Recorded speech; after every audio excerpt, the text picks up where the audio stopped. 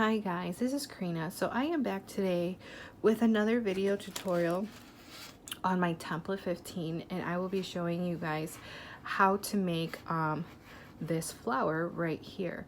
So I do have a video on my YouTube channel, Ariel Elise Designs, and I do have another flower somewhat similar to this one, which with the curling of the petals, you know, making it into a cone.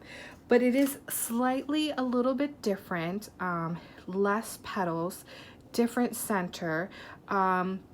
It's a little bit more easier, maybe I would say, or maybe more quicker, I should say. This one's a little bit more time consuming just because it requires more petals. And the center, well, the way that I do it, I mean, it can be a little tricky, but I'm still going to show you how to do it. So this will be a two-part video, I'm pretty sure. Also on my YouTube channel, you can find a similar tutorial to this style flower, this little starburst flower as well, but it's a slightly larger version. For this one, I use the second, third, fourth, and fifth petal of the smallest ones. And the one on my YouTube channel is slightly larger, but you would follow the same technique. And as for the center was done using my official Cricut machine. If you visit my Instagram, Ariel Elise Designs, I have made numerous posts sharing the measurements with you guys on how to make the spiral center. So you would just have to go through my feed to, you know, and to find those posts on how to make the spiral center, because I do share the measurements. So this is what the template looks like. So she is similar if you have my template 1. The difference between my template 1 and my template 15 is that template 15, the petals are wider. I came out with her because I wanted to make flowers like this, but I just wanted her a little bit more wider, thicker, if that makes sense, because template 1 is a lot more thinner.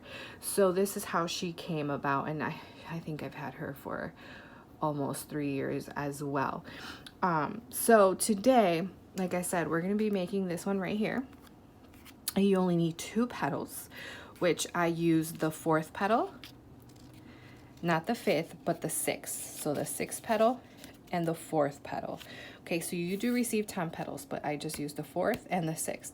So for the largest one, I made 15, just in case. I did 14, I used 14.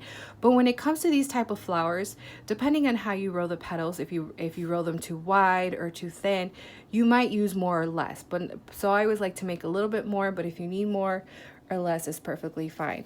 For the 4th petal, I made 13, but I did use 12 for this one. But again, just a little extra, it doesn't hurt.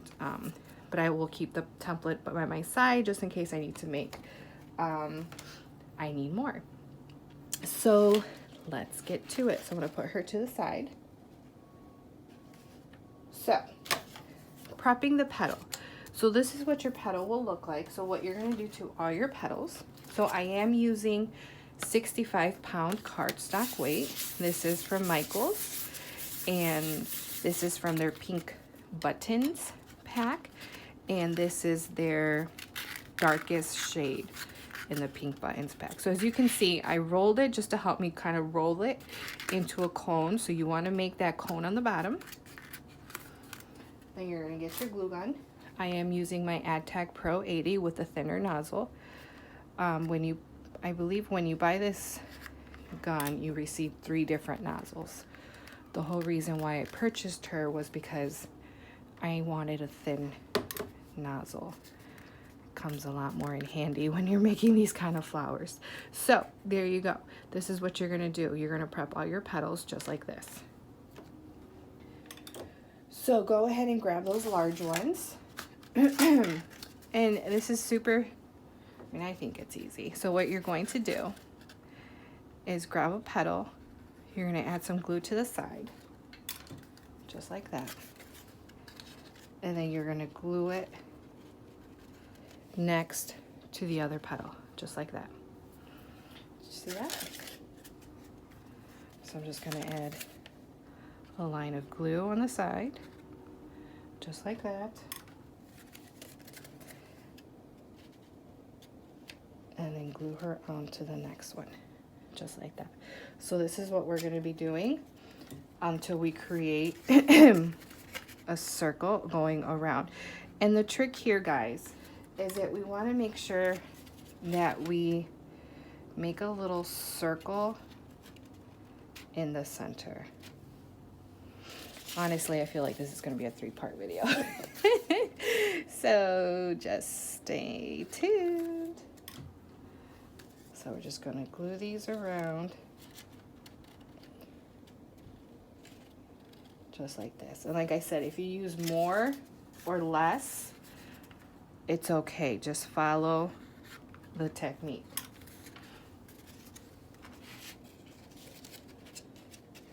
And just go around. If you're curious about the mat, this is from Amazon. It's 2-sided. I like using it for this, just so I don't damage my desk.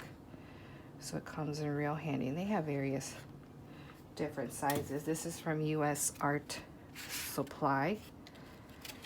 If you go to my Amazon storefront, which you can find my most recent highlight stories, I do have that linked there so you can see which one I purchased. On the other side is a pink, but I figured pink and then pink, we needed the blue today. So yeah, guys, so this is pretty much what you're going to be doing. Let me move this one out of the way. It's just going around in a circle. And make sure that you're using a glue that holds very well. If you're a follower of mine, you know that my go-to glue sticks are Gorilla. They hold very well. Especially when it comes to these rolling ones, because you don't want the glue to separate. Because there are certain glue sticks that just don't hold that well. So when you're working on these type of flowers, like with rolling the cone, they can separate. And I only speak from experience, because when I first started, I didn't use Gorilla. And I would find that sometimes when I would make these flowers, the glue would separate. And it does become frustrating because you put in all that work, and then for it to separate, it's not fun. I purchased mine from Walmart, but I've seen them at Joann's, and I have seen them at, where else? Definitely Amazon. Amazon does have them.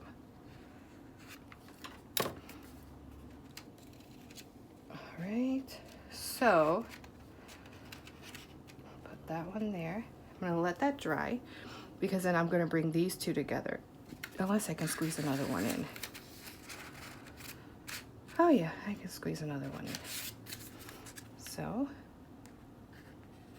I have the glue. I'm gonna squeeze her in.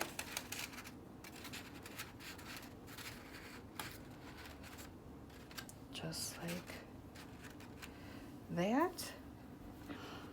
And then I'm gonna go in here as well and add glue, so that way both ends hold.